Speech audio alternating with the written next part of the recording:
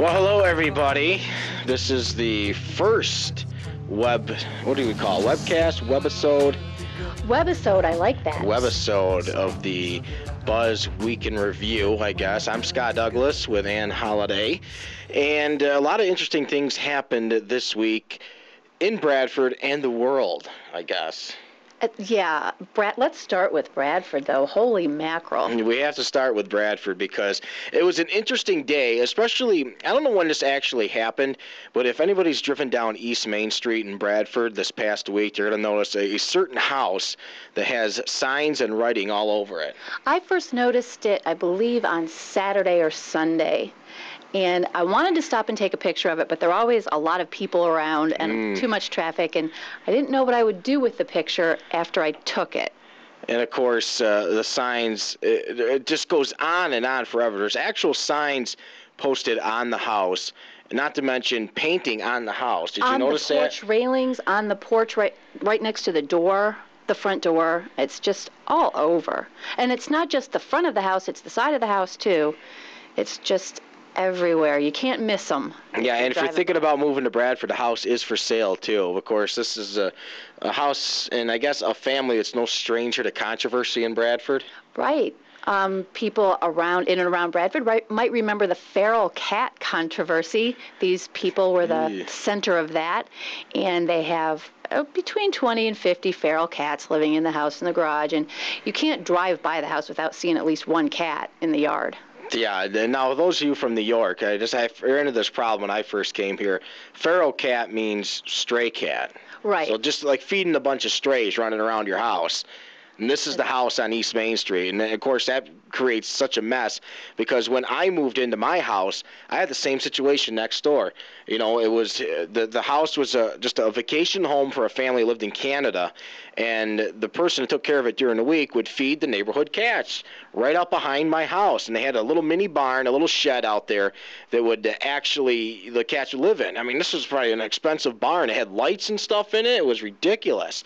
Well, and the reason it got into a controversy is the neighbors wanted something done about it. The cats were using their flower beds as litter boxes and jumping over their fences and destroying their property, and they wanted the cats out of there. Yeah, been there, done that. I ended up spending $1,000 on putting a fence up around my property just to have them jump over the fence and but it's gotten better in the last couple of years. Because I'm sure a lot of other neighbors got together and were complaining about it too. So I don't know if something got back to the village I lived in and blah, blah, blah, yada, yada. But that brings us back to Bradford and the infamous East Main Street house. Of course, I guess I don't know the whole backstory behind this, but apparently there's some kind of a divorce going on between the husband and wife, and the wife is just out of her mind, apparently. I think she needs some help.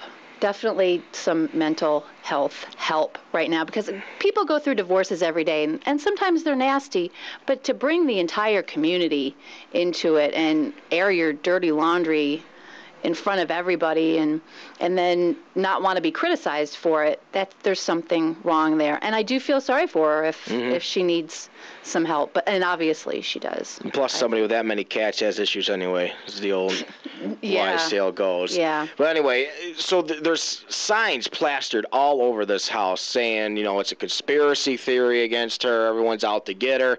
And I thought it'd be kind of fun on the Morning Buzz to actually make a phone call to this person and see if I can rent some ad space on the actual house, because everybody's driving by and looking at it. Might as well I'd jump on the opportunity to promote myself every which way. So Wednesday morning on the Morning Buzz, I actually called her on the air, and this is how it I'm still here. I'm a little nervous. You're a little nervous. Well, no, I was thinking, they got all these signs on there, and there seems to be a lot of people talking about it, and I'm just wondering, maybe if I can go down, put a sign up down there. Well, remember what your dad said. What did my dad say? How do you know what my dad said? Well, he said be careful. Yeah, well, I actually found out the phone number down there, and I'm debating whether I'm calling and seeing if... I will. Why not, Frank? Should I call Frank? Okay, well, if you're going to do that, I'm going to leave. Well, don't leave. I just want to call and see if... I just want to know if they're renting out any ad space on the building there, and... Can we get anybody to answer this early in the morning and see? You never know. Hello? Hey, hello. Yeah, hi. Is this the house that has all the signs on it? And well, great. I was just wondering, are you renting out any ad space down there in the next couple of weeks? Who is this? Huh? Oh, this is Scott Douglas, celebrity DJ, The Morning Buzz. No. You know, at the radio station. You know who I am. Well, I'm just wondering because I got this giant Scott Douglas rock sign. I would love to put it up down there just to get the publicity. I was just wondering if I could. I think we lost him, Frank. Oh well. I told you we shouldn't have done that. Oh well. What are you gonna do? Live and learn, right? All right, what'd you think of that, Ann? Did you like that? Scott, I just can't believe that you thought about calling this woman. Just can't believe it. I thought of it the night before. I thought it'd be real fun to do. And poor Don here at the radio station almost drove off the road when he heard that on the air. And I actually had I don't know if I call it the pleasure or the privilege to actually talk to this woman. When she called back to the station and started filling me in on all the juicy details of what's going on with the divorce and everything, and I was just mind-blowing, the results of it. It's pretty. I heard some of the details before somebody had told me about it. She sent a rather scathing, I guess you would say, letter to her husband's place of employment, and it was circulating around his place of employment about all the allegations she's making against him, and just nasty stuff. And I realize this is the internet, and you can pretty much say anything you want, but I'm not getting into it. No, I'm not either. I wasn't going to dare. I would have loved to put her on the air. But I couldn't do it. But it was funny. Oh, it was so funny listening to her just go on and on and on. Then I told her I had to hang up. She said I was part of the problem because I was a guy.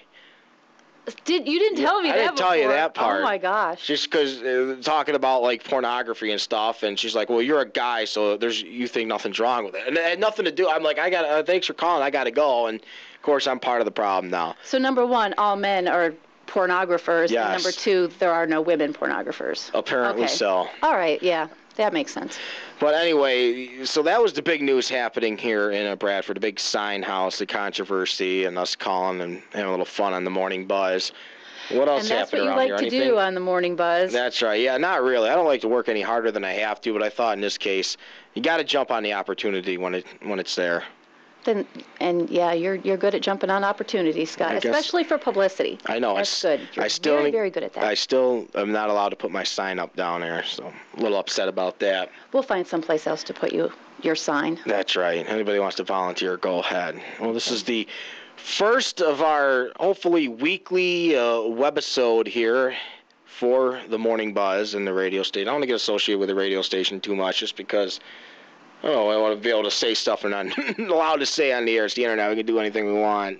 And we don't want the management of the station to be responsible for anything we might say. That's right. That's why there's the disclaimer at the beginning of this, and so be hold by it. So anything else interesting happened this week?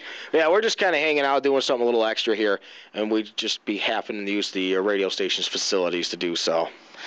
Bradford has a new police chief.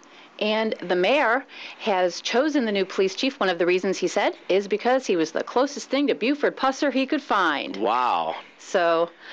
Yeah, and I've had the privilege of meeting him. You see this picture right here. Now, this was from Summerfest this past summer, and yeah, that's the new police chief, Mike Close. And he's a cool guy. Yes. And I think he's going to turn things around. I hope so. So what else happened this week? Anything exciting, Ann? In Bradford? Sure. Nothing I can think of. There really. You go. This is, that's Bradford. Yeah, this is our, appeal to move to Bradford. Come to Bradford. Absolutely nothing happens here. But it's a nice, quiet little place to live. So that is true.